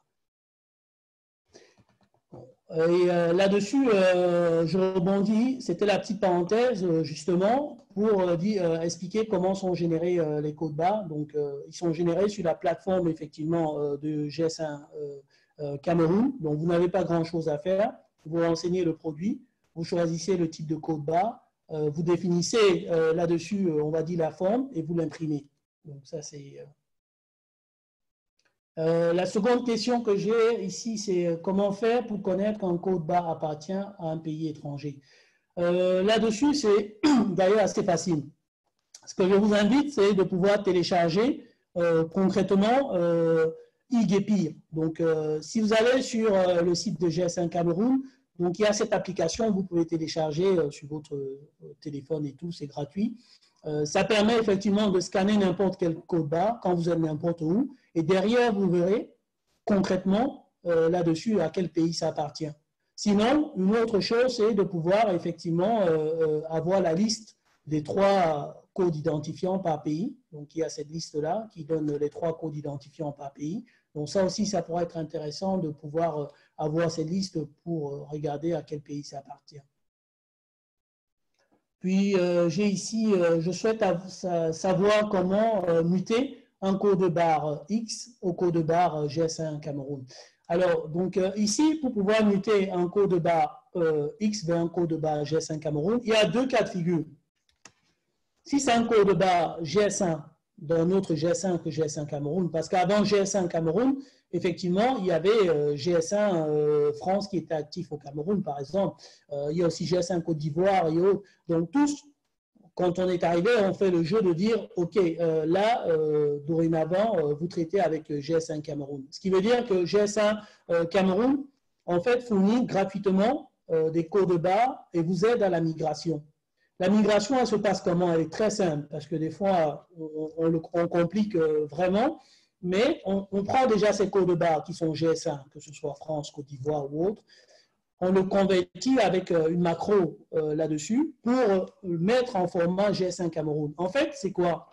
C'est comme si vous avez votre carte d'identité et que concrètement, l'identifiant ou le numéro de la carte d'identité appartenait à GS1, on va dire, a été délivré en France. Et vous arrivez au Cameroun, vous voulez faire une carte d'identité camerounaise. Ben, on garde le même nom de famille, le même nom du père, de la mère, ça ne varie pas. La seule chose qu'on fait varier, c'est le numéro. Donc, on prend ce numéro de carte d'identité français, par exemple, qui était généré en France, avec tout dessus, vos noms, vos prénoms, le nom de vos pères et tout ça, de votre père ou de votre mère. Celui-là, on le garde. Et ce qu'on fait, on convertit l'identifiant de GS1 Cameroun en identifiant GS1 France, en identifiant GS1 Cameroun sur 2 colonnes, de manière à ce que même si vous avez identifié vos produits sur la plateforme GS1, vous pouvez envoyer à vos partenaires en disant, voilà ma fiche produit, l'ancien produit que tu connaissais qui était GS1 France, ben, ce produit-là, il est maintenant GS1 Cameroun et voilà la correspondance. Mais par contre, rien n'a changé. Le nom du produit, il est le même. Les différentes autres informations sont les mêmes. Donc, c'est vraiment très facile. Et nous, on le fait gratuitement avec un accompagnement parce que l'idée, in fine, c'est de pouvoir regrouper tout le monde avec des codes barres GS1 Cameroun 617. Donc, ça, c'est le premier cas de figure. Le second cas de figure, c'est effectivement des codes barres qui ne sont pas GS1 là-dessus. Donc, ces codes barres qui ne sont pas GS1, nous, on comprend tout à fait que le producteur, au moment de prendre ces codes barres, n'avait peut-être pas l'information de ce qu'il voulait ou des différents autres. Dessus, on l'accompagne de nouveau. Et je précise encore, là-dessus, il est aussi gratuit. Parce que le but de GS1, comme je dis, il est à but non lucratif et c'est vraiment de faire cette synergie. On vous accompagne pour avoir des nouveaux codes barres GS1 Cameroun, donc avec ces anciens identifiants, concrètement. Par contre, c'est vrai qu'il n'y a pas de migration, parce que ces codes barres-là, vous devez les laisser totalement de côté. Et là, clairement, dessus, voilà. Donc, on vous accompagne aussi, et des fois, c'est au cas par cas, parce qu'il y a certains qui ont pris peut-être des codes barres là-dessus, qui ne sont pas GS1, mais qui ont certains volumes. Donc, là, j'ai envie de dire, c'est au cas par cas. Mais en tout cas, n'hésitez pas à passer au niveau de GS1 Cameroun ou de passer un coup de fil pour organiser voilà, un entretien. J'ai une autre question ici.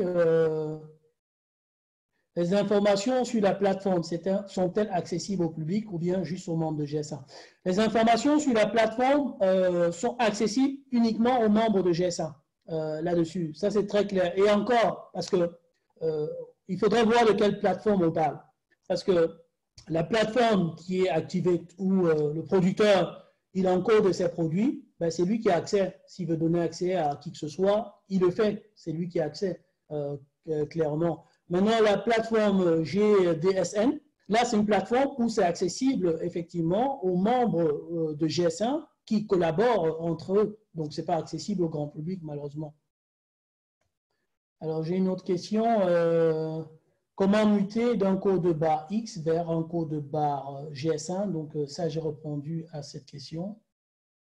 Donc, je pense que pour l'essentiel, on a épuisé tout l'ensemble de questions, à moins que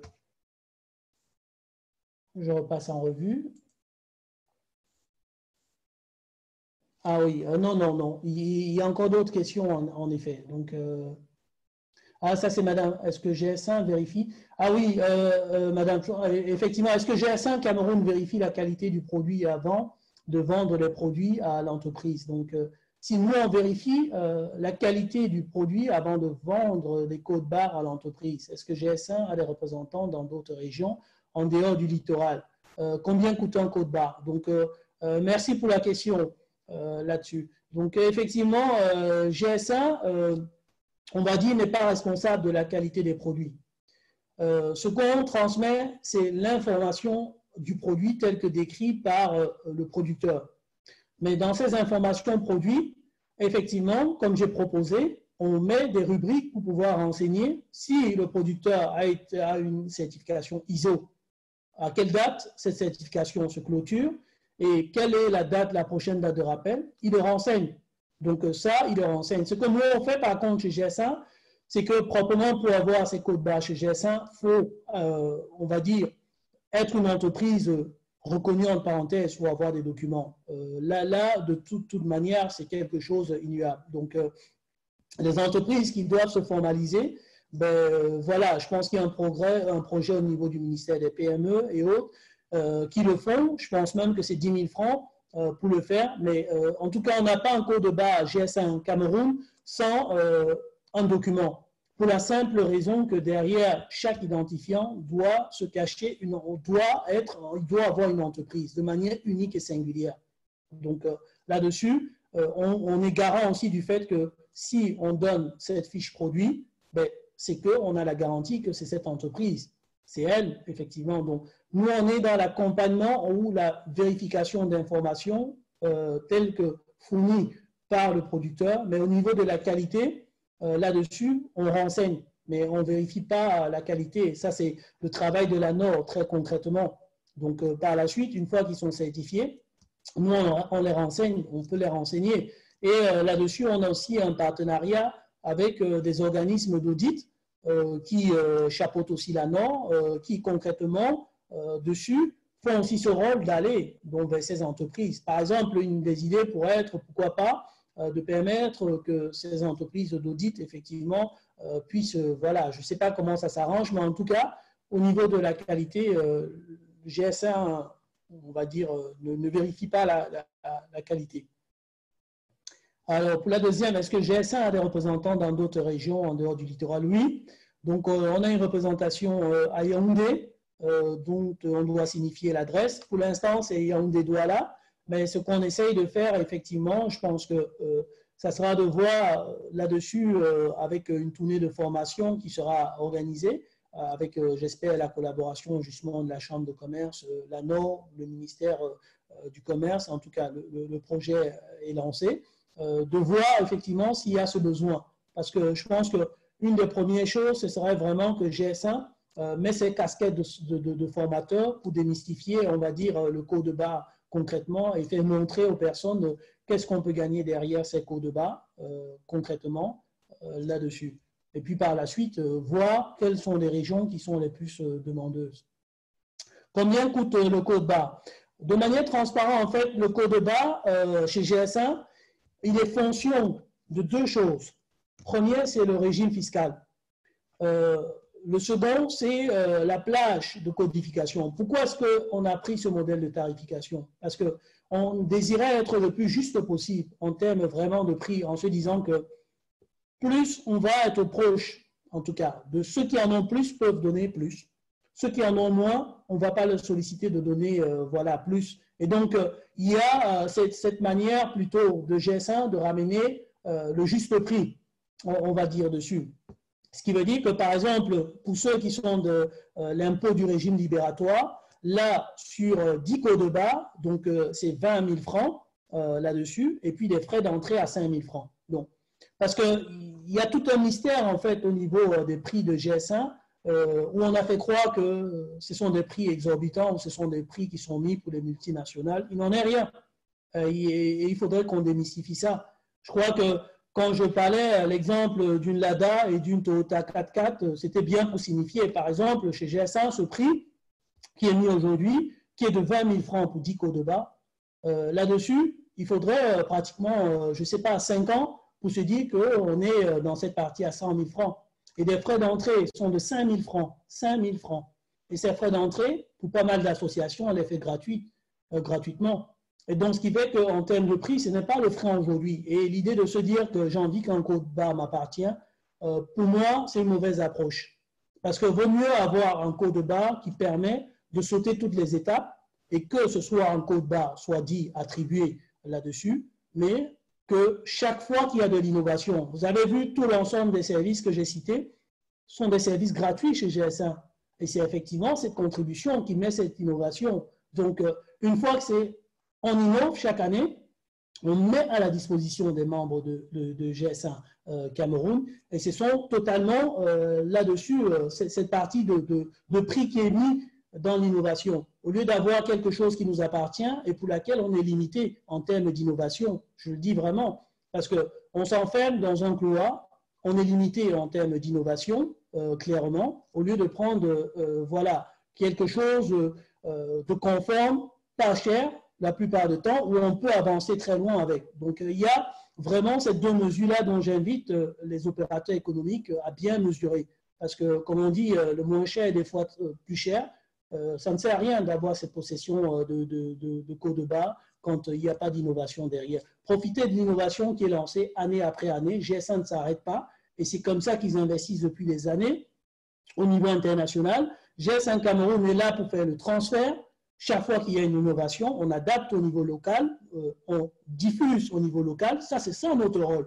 Ce qui veut dire que aller de l'autre côté, prendre des codes barres non conformes ou des codes barres qui ne donnent aucune innovation, c'est se fermer très concrètement parce que ça devient simplement d'être du code barre. Je vous ai montré tout à l'heure, c'est au-delà du code barre. Avec juste vos codes barres GS1, vous dématérialisez les choses, vous êtes sur la traçabilité, vous êtes sur énormément d'innovation. Et n'oubliez pas, un truc qui est aussi très, très, très, très important, c'est que vous êtes dans un réseau où il y a là-dessus plus d'1 500 000 entreprises. Ce qui veut dire que vous avez accès à une base de données, la partie GDZ, vous pouvez faire concrètement vous-même votre action commerciale en allant regarder à l'intérieur quels sont les distributeurs à l'international qui m'intéressent. Oui, il fait partie du réseau GS1.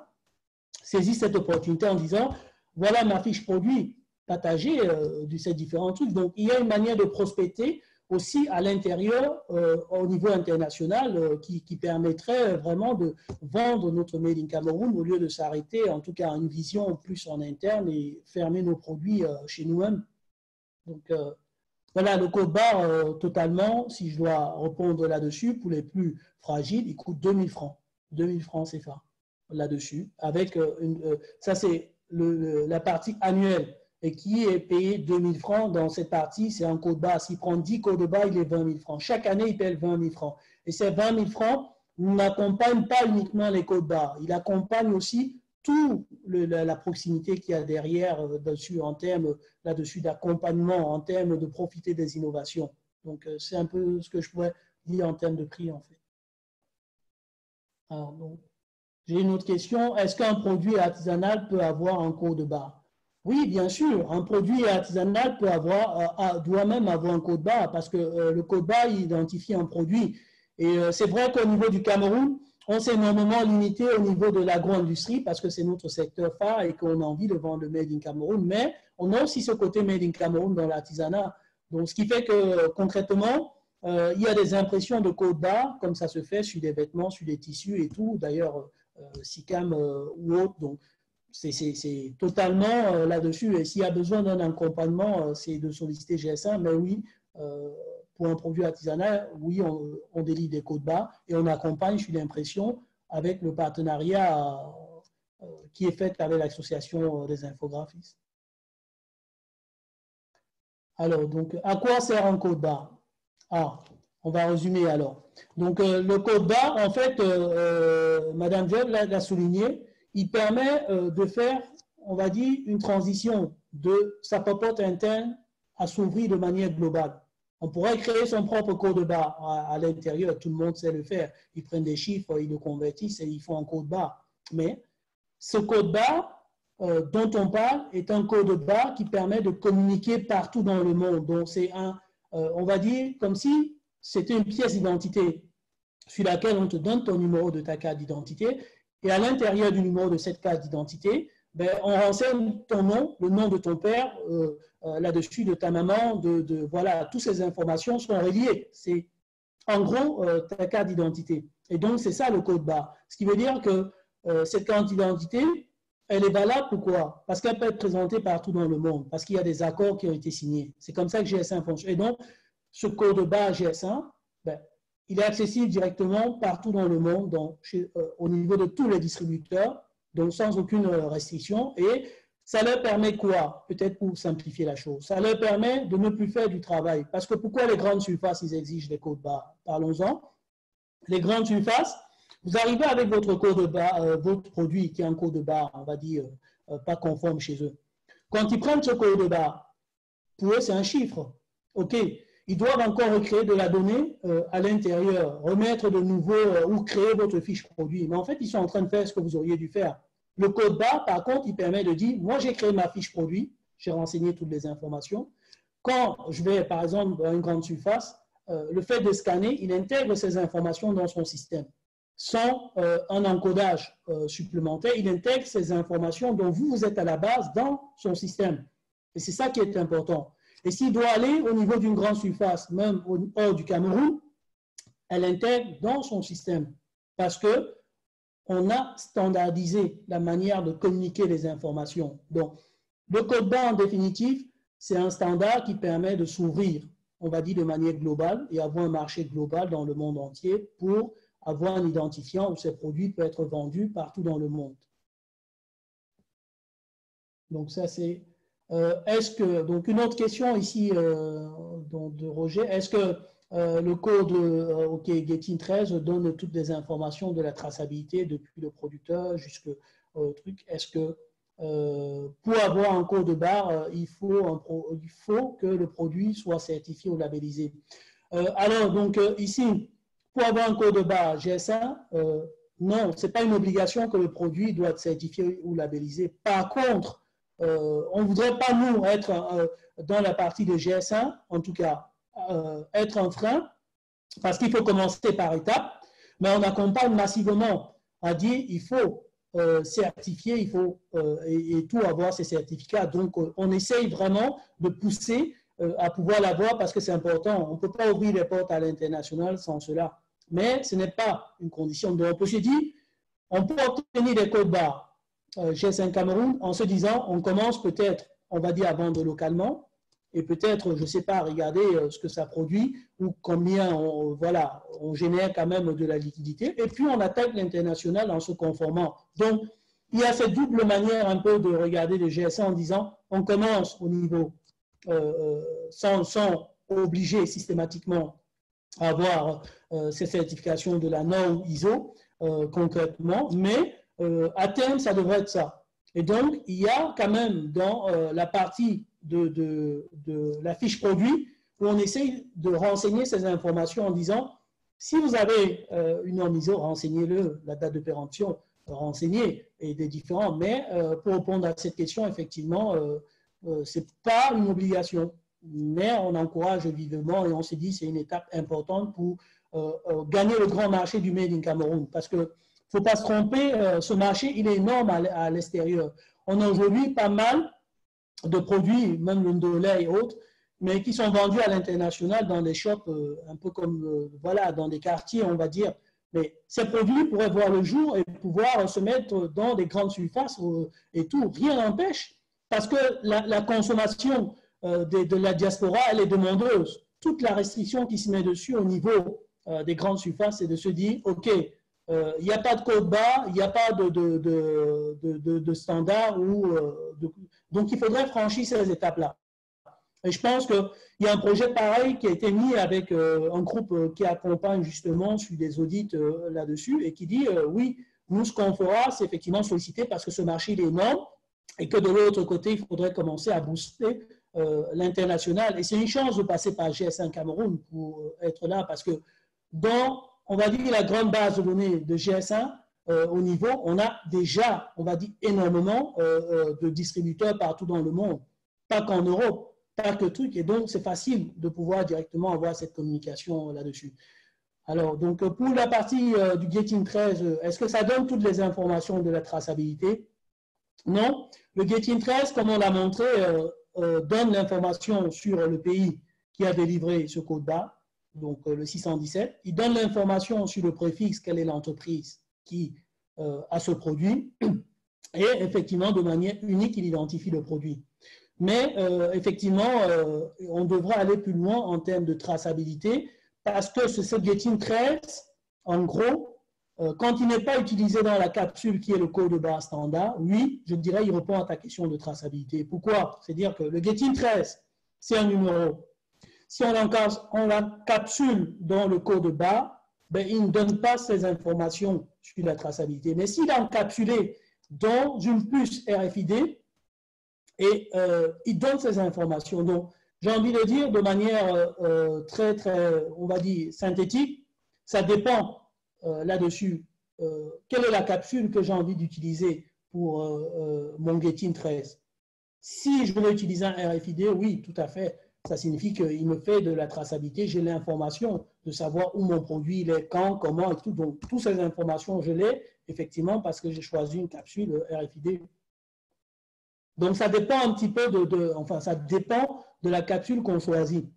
Si je prends une capsule qui est du data matrice, oui, j'aurai la date de ma sérialisation, comme on appelle. Si je veux traquer mes commandes, plus pour la contrefaçon ou autre, je vais utiliser du data matrice parce que je sais que là-dessus, j'ai lancé une production de 10 et que totalement, tout ce qui a été généré en termes de data matrice vont jusqu'à 10. Donc, je m'attends à ne plus avoir quoi que ce soit là-dessus. Donc, clairement. Puis, ça me vient aussi en idée qu'il y a une des innovations GS1 dont je n'ai pas parlé. Malheureusement, je fais rapidement la parenthèse, c'est ce qu'on appelle aujourd'hui les codes coupons. C'est utilisé partout dans le monde, mais au Cameroun, personne ne l'utilise. Les codes coupons te permettent, à travers, par exemple, ton Getting, de pouvoir générer une réduction sur le prix de ton produit et directement qui passerait aussi dans les caisses, dans les supermarchés. Et ces codes coupons, très concrètement, moi je crois que ça pourrait très très bien aller sur le marché camerounais. Concrètement, ça permet aussi de pouvoir faire en sorte que c'est pas, on va dire, de la promotion, parce que la promotion, tout le monde est gagnant, mais le code coupon, ça permet une fierté à la personne de se dire je suis récompensé parce que je suis un bon consommateur. Donc là-dessus, GS1 Cameroun, effectivement, est très ouvert à accompagner les entreprises qui souhaitent mettre sur pied des codes coupons pour, effectivement, on va dire là-dessus, récompenser ou satisfaire ou fidéliser leurs consommateurs. Ça, c'est aussi un produit standard GS1, c'est un code GS1. Donc, il faudra marquer quelque part. Pour ceux qui sont intéressés, je pense que ça, c'est aussi un point qui peut nous aider en cette période de Covid à pouvoir répondre au pouvoir d'achat et booster le chiffre d'affaires des industries. Bon, je vais prendre une autre question. Comment peut-on obtenir un PDF, en PDF la formation? OK, la formation, ça, j'enverrai, je suppose qu'il y a eu des inscriptions au niveau de la Chambre de commerce. Donc, j'enverrai le PDF de la formation. Donc, voilà, ils partageront.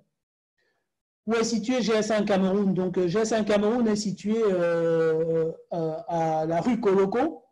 Donc, c'est pas loin de l'hôpital Edimers, entre Edimers et le cimetière Djonjo. Je pense que c'est entre les deux. Mais je vous invite à consulter le site de GS1 Cameroun, effectivement, pour avoir cette information ou passer un coup de fil.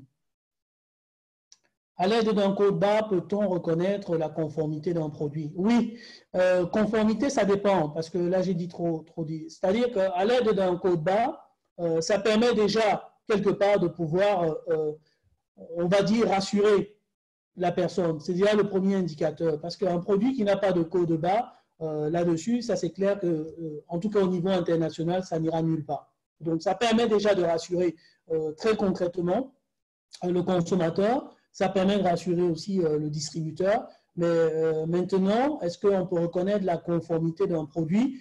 Là, c'est ce qu'on doit faire avec Digitalink. Donc, c'est la plateforme GS1, Digitalink, dont j'ai mentionné, qui permet de dire que si l'entreprise souhaite que les informations là-dessus, de sa conformité, soient reconnues sur tous les réseaux ou sur voilà, des sites, on va dire de recherche, mais là-dessus, il donne l'autorisation à GS1 Cameroun de dire, vous pouvez publier cette information, ce qui veut dire que ça sera quoi? À l'aide juste de scanning, quand on va scanner le code barre avec un lecteur là-dessus, ça permettrait textuellement de pouvoir envoyer l'information souhaitée, en l'occurrence, l'information sur la conformité.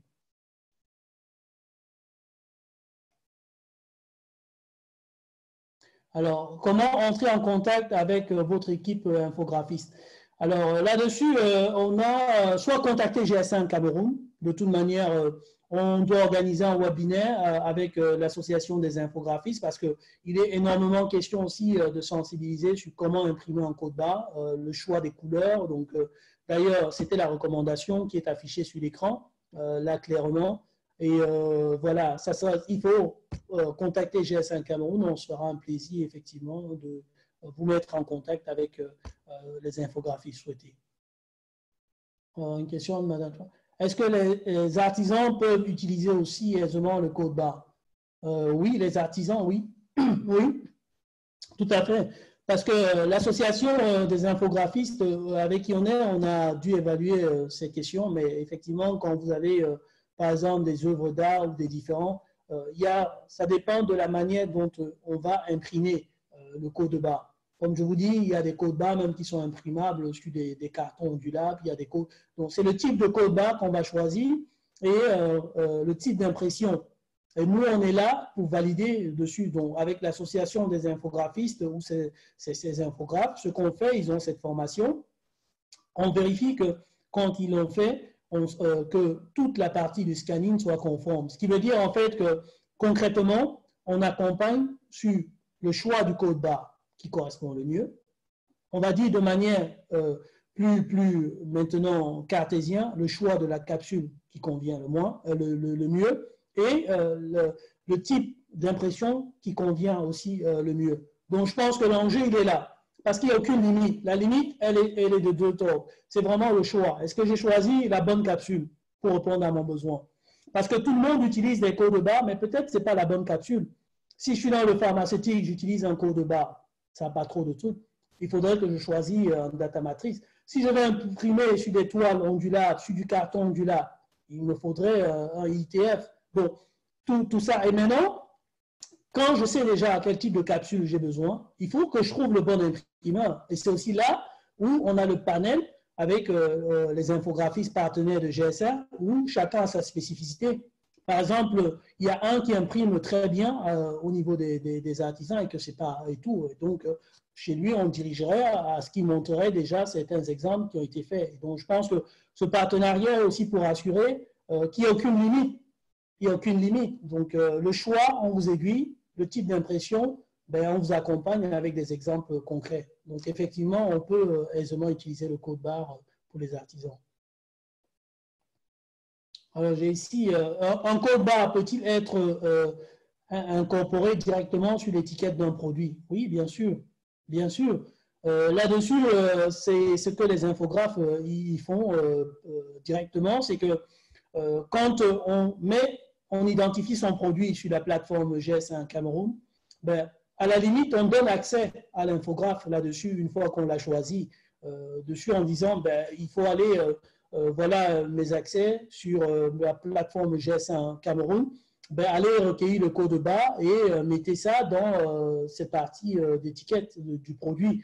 Donc, c'est ça l'avantage, c'est que concrètement, l'infographe, il peut s'amuser sur la plateforme parce que c'est des formations qu'ils ont déjà eues.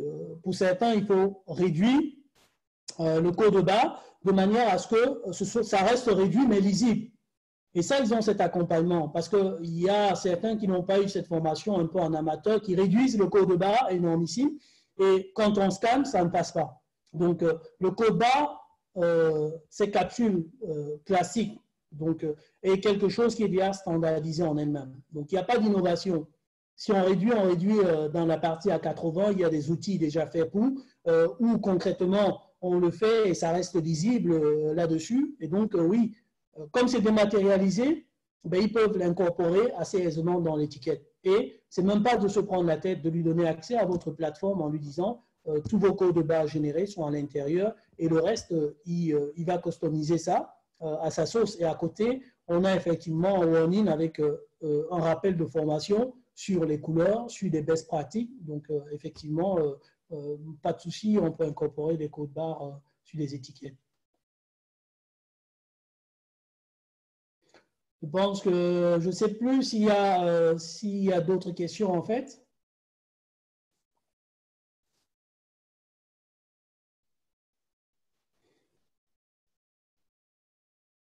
S'il n'y a pas d'autres questions, c'est vraiment moi qui vais vous remercier de nouveau vraiment la Chambre de commerce et tous les collaborateurs, vraiment en particulier Madame Twing, Madame Diop ici présente, puis l'équipe technique derrière. Mais je pense qu'effectivement, c'est un beau chantier qui commence. Il y a un peu l'idée dans ce webinaire, c'est la première de cette série, mais j'espère qu'on fera davantage pour effectivement, on va dire, multiplier le plus de webinaires le plus possible. En tout cas, merci du nom de GS1 Cameroun et de toute l'équipe derrière. Donc, n'hésitez pas, GS1 à la rue Coloco. Le site internet de GS1, même dans Google, GS1 Cameroun, vous l'auriez directement.